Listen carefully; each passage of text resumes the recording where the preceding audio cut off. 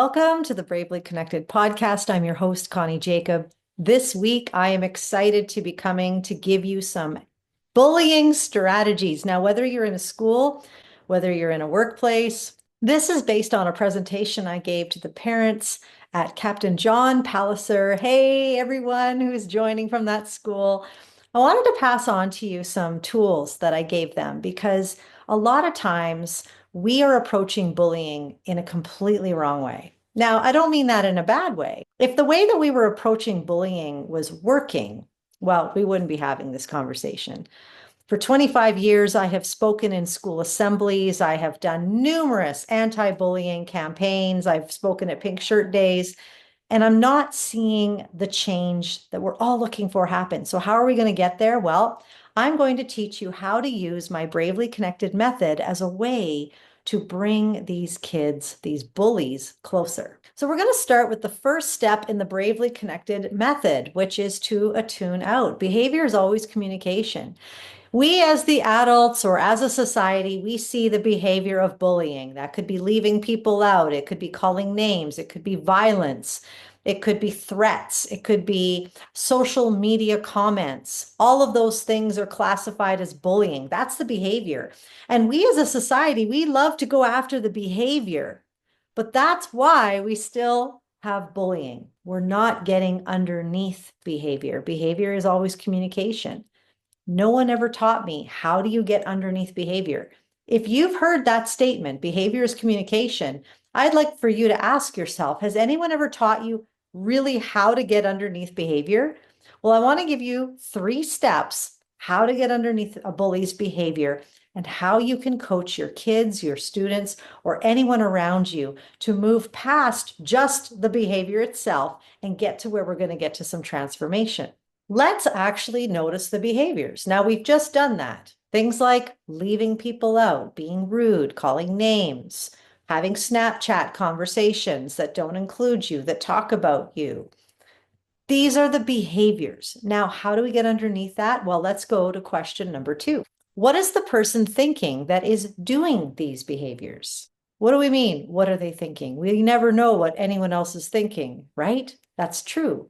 What we're doing is we're trying to move past the behavior and getting underneath. There's a thought that led to that behavior. When we were at the parent night with the school, some of the parents came up with, I don't feel safe here. That could be something that someone was thinking. I am not being heard. Nobody listens to me. And out comes the behavior of intimidation or aggression. I don't know how to handle all of these moving parts. These are all thoughts that are leading to those behaviors. And there's a third question. What emotion could be attached to that thought and that behavior? Under every behavior, there's a thought and an emotion. And as human beings, we connect on the emotional level, not on a behavioral level. If you're focusing on the behavior of bullying alone, you're only going to be running yourself in circles. You're going to be creating a very toxic environment. Whereas when we focus on the emotion, what emotion led there? Well, now we're getting somewhere. Now we're creating connection. And so an emotion could be fear. A feeling of fear that leads to the thought of, I don't know how to handle all of this, leads to aggression. I pushed that child on the playground. Or a feeling of anxiety caused me to leave somebody out because a feeling of anxiety made me think, I don't belong here. So I'm going to exclude people because I need to feel like I'm in control. Now we're practicing our empathy muscle. Now, does it make the behavior right? No, it does not. But what it does is it moves us out of our limbic system of our brain back to our prefrontal cortex, where now we can be problem solvers rather than just reacting. A lot of anti-bullying is about reacting and calling kids or people out. This is only increasing their behavior. I used to do this activity called I See You. In this particular grade 5 class, I had them in a circle and I asked for a volunteer, and this little grade 5 boy put up his hand and he would go into the middle of the circle, and everyone was supposed to call out the strength that they saw in this little boy. Doesn't sound like a hard activity.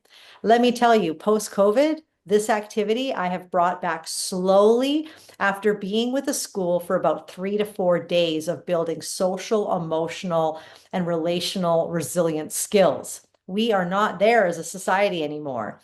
But in this day, this was before COVID, in he went, and I said, okay, everyone, call out the strengths you see in this little boy. And all of a sudden, they started saying, he's the bully. And another kid said, yeah, he's the bully. About 5 kids said, he's the bully. I look at the teacher. She says, oh, yeah, he's the bully. And I saw this poor little 10-year-old boy go from standing up nice and tall and proud to slouching and feeling embarrassed and ashamed. It was a horrible experience, but it became an opportunity to show that this is not how we need to be dealing with bullies in our school. In fact, if the bar you set for anyone, you're just a bully, well, then that's all he will ever be.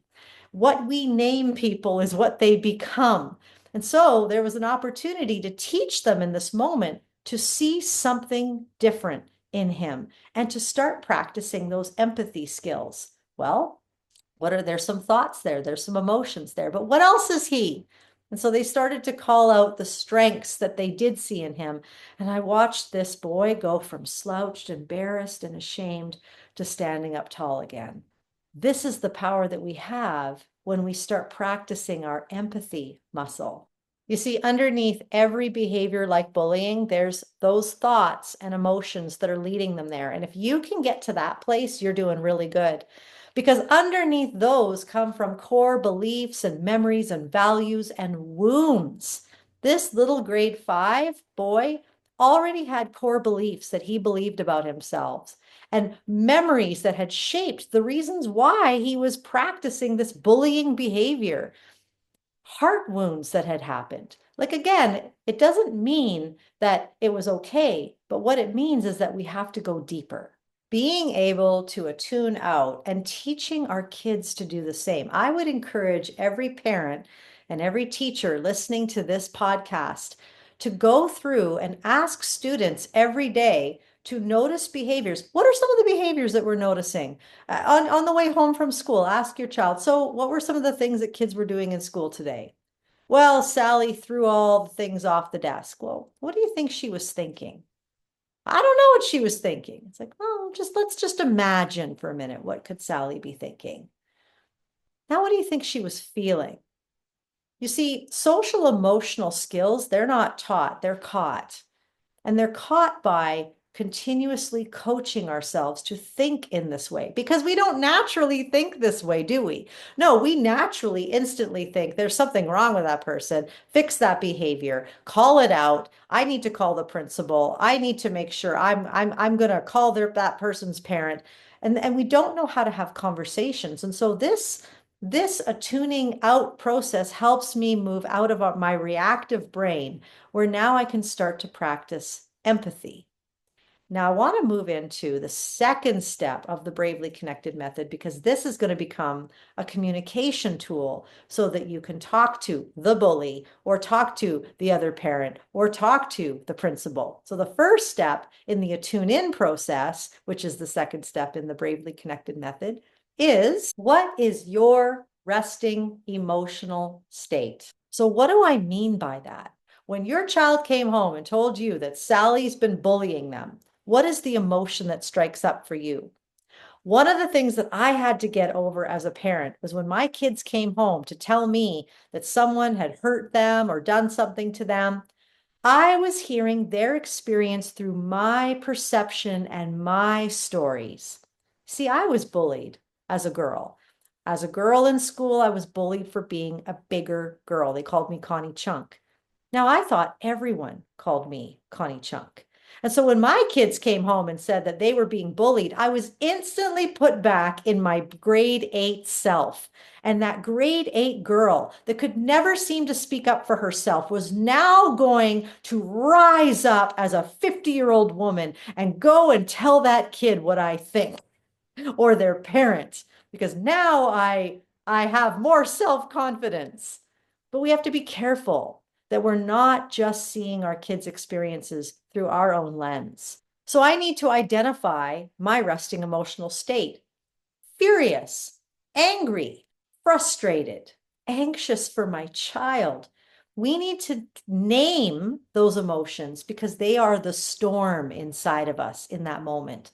And until we name them, they are ruling us. Those emotions are ruling us. We are not ruling them. And that is no place to have a conversation. Second question is, what does that emotion sound like as a sentence inside of myself? Well, my anger sounds like, how dare they do that to my kid?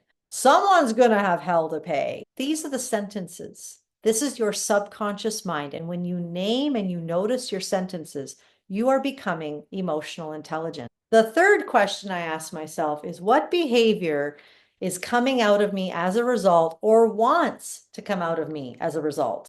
So my anger as a parent might feel like anger, which sounds like how dare they, which my behavior might be to instantly get on the phone and call the parent or the principal or go to the playground and talk to that kid myself. If I can deeply notice my inner world, thoughts, emotions, and actions, I am becoming emotionally intelligent. Now, here's what's amazing. What's going to solve bullying is not calling out the bully, is not wearing pink shirts, even though I love the story of the pink shirt day. It's not those things. What is going to solve bullying is becoming emotionally intelligent, getting those soft skills. Now, let's take that a tune-in process where I'm self-aware and I come to a conversation with another mom and I say, hey, my son said that your child pushed him on the playground. What that felt like to him was embarrassment. I just want you to know he told that to me. I wanted to find out from you maybe what happened from your end, because when I heard that story, I got to admit, I was feeling a little angry. And what it sounded like in my head was, I don't know what to do with this situation. And I wanted to call the principal, but I wanted to come to you instead. Do you see how now my own language around my own emotional intelligence is now going to speak to that other person? Now, just because I'm emotionally intelligent and I know what's going on in my world does not mean that that person's going to respond, oh, how lovely. Well, this is how I felt. And no, in fact, if they haven't learned these skills, you might get a completely different reaction when then you might need to ask yourself again, as somebody is yelling at you over the phone, well, what's my resting emotional state? What does that sound like as a sentence? And do I want to chew this person out like they're chewing me out? It's becoming self-aware in these moments. And the more you practice these questions of emotion, thought, behavior, for me, for somebody else, when I'm looking at somebody else, the attuning out is what's their emotion, what's their thought, what's their behavior, what's their thought, what's their emotion. I start to learn these skills and I start to do them subconsciously without even having to think about it. Is it work? Yes. But does it work? Yes. Definitely more than the way we're working these things out. Now, I want to show you a couple of other quick things. We've heard the term that hurt people, but what we don't sometimes understand is that a bully is just trying to preserve themselves. And when a mom calls me and tells me that my kid has been bullying them and they're distraught and they're yelling at me, they are trying to preserve themselves. Now, this is huge because if I can remember this, I can remember that nobody is reacting out of wanting to be a jerk, but they have self-preservation. That is their goal. Fear, control, and punishment never work. And this is how we deal with bullying. Fear, control, and punishment. When you look at the words around anti-bullying campaigns, this is all they are filled with. Fear, control, and punishment only create disconnection. And bullying is a result of disconnection. Disconnection and no trust go alongside together. And guess what the result is from that? Not just bullying, but a culture of anxiety. And when there's a culture of anxiety, there's more likely to be more bullying because people who are anxious will either fight the bully, right? So that's the bully. I'm a fighter. They will freeze or they will run. They will flee. So you've got avoidance behaviors when there's anxiety present. You've got bullying behaviors, and you've got people who are just frozen in fear. So the issue isn't necessarily the fact that there's bullying. The issue is that we have a problem of disconnection, which is causing mistrust, which is causing a lot of anxiety and outcome bullying behaviors. So let me show you this. How do we control? Well, here's how we control in a bullying situation. Let's say I have a problem with one other person. If I was a emotionally intelligent person, I would use the attune in strategy to share what my emotions, thoughts, and behaviors are with that one person. But oftentimes, what I'll do instead is I will actually bring another person into my issue because I'm insecure. I don't have the confidence. I don't like conflict. I don't want to go to that person. So I bring in my other friend, or I bring in another mom to talk about the issue instead of going directly to the source. And it's called triangulation. Now, the problem is that oftentimes it's never enough. So I'll bring in somebody else and now they're a part of it. And I'll bring in somebody else and I'll try to get everybody on my team because self-preservation is my goal, not connection. Triangulation is a result of me not wanting connection as the goal. I want to be right. I want vengeance. I want justice. And triangulation happens all the time. And it's not because we're horrible people. It's just because we want to preserve ourselves at all costs. So I want to control the way I'm being perceived. I want to control the way my child is being treated at school. I want to control the way the other kids are interacting. And so I bring in other people, not because I'm a gossip, but because I'm just wanting control. As soon as we can see it, we can create something different. Now, how do we use fear? Well, our greatest fear as humans is to be disconnected from somebody else. So let's say that this is me and this is another mom, and that child has been bullying my kid at school. Well, you know what? I'm going to have a little group chat with all the other moms and leave that other mom out. That is using the fear of not being connected. She's not invited to the potlucks anymore. She's not invited to the group. She finds out we have a group chat that's talking about her. I mean, we see this with high schoolers and junior high kids all the time. They have their little Snapchat chats that take somebody out and they talk about them behind their back. And this is using fear. Nobody wants to be that person that's left out of the conversation. Nobody wants to be excluded. So how do we punish?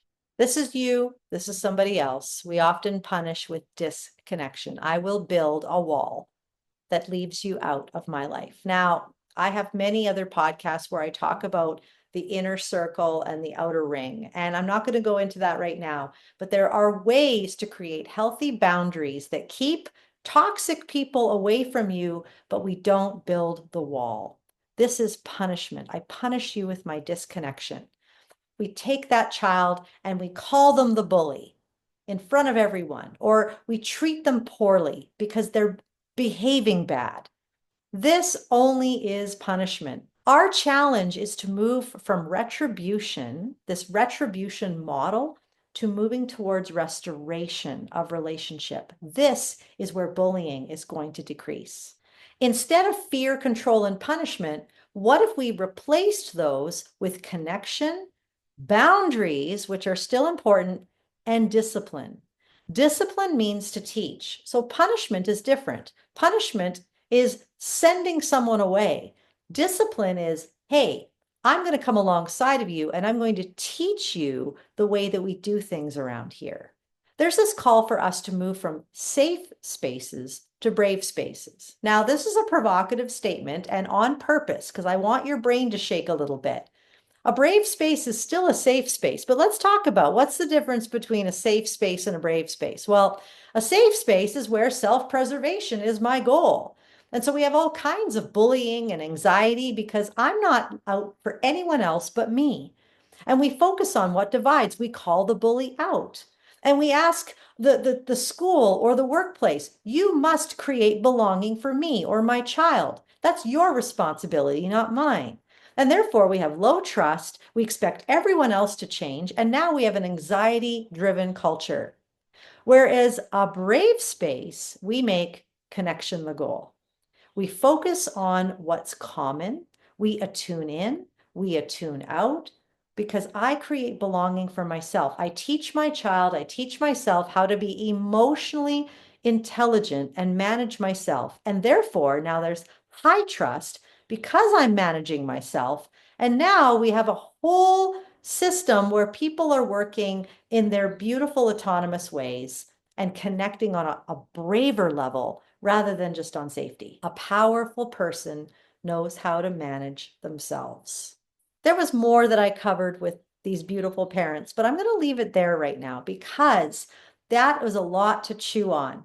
What can you do immediately? Well, number one, if the only thing that you did, the only action step you took from this podcast was to sit down and become self-aware yourself, you are having ripple effects beyond what you know. Because now you're going to be teaching and modeling emotional intelligence for your children or for the people around you. So again, what's my resting emotional state? What does that sound like as a sentence? And what are the behaviors that come out of me? That is the greatest thing that you can do. And you can teach the other people around you. You don't have to teach them the model. You can ask them powerful questions. How does that feel for you right now? What does that sound like in your head? How do you want to respond right now? That's how you model for other people and you bring their own answers out. You can ask your employees that, you can ask your community that, you can ask your spouse that, you can ask your kids that. And then as we learn to attune out, we look past behavior, we get that empathy muscle going so that we come back to our prefrontal cortex and we have powerful conversations. I want you to remember that you are a powerful person who can make powerful decisions for yourself. And we were born to be bravely connected to one another. And that's why it is brave to connect, because this is going past my own self-preservation to restore relationship, which is what you're born for. You were born to belong. You were born to be brave. I'll see you next week.